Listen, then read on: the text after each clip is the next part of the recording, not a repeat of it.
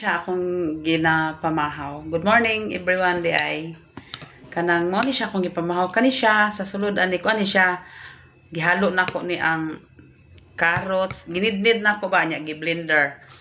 Carrots, aloe vera, pipino, kanang zucchini nya kanang unsa ni siya. Zucchini og sagulan ako ani butangan po na ko siya sidano.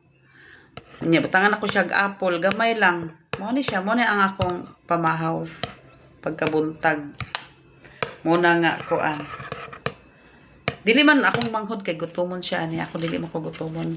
Kay naanad naman ko ani, siguro mga 5 years na ako nag-inom aning akong gi-blender. Mo siya. Naapod ni siya kuan kanang unsa ni avocado. Bali kuan ni sila 8 ka buok kanang ka mga presko nga gulay ay avocado niya parang makaon nimo kay kung dili nimo tangan og yogurt kay magsuka ka kay luod kani ako sa gulan og yogurt ani siya para siya kon nya na po ni siya aloe vera kay aloe vera na ko ni bali 8 ka mga presko nga gulay 5 years na ko nagamit ani gainom mo siya mo ni ang kuan pag udto kay kuan kandaw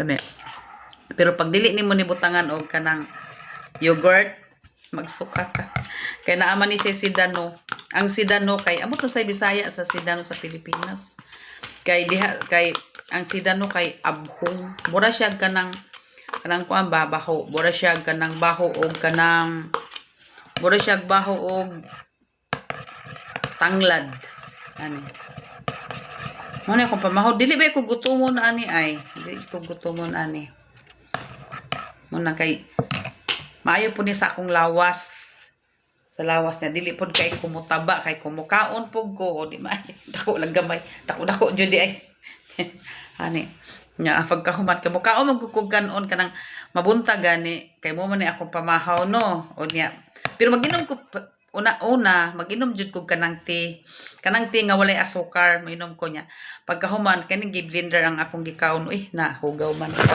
kaning gi-blender akong kuan kanang unsa ni akong pamahaw kanang bisan pag magtrabaho ko nya pag udto magdala na ko og kanang saging gani kanang prutas nya dili ko mukaog kanon pagkagabi mukaw na jud ko kanon pero gamay lang nya kani siya healthy kani siya kay presko man jud siya nga gulay nya with avocado with aloe vera pa ani siya i-blender lang basta okay kay sa lawas. Thank you.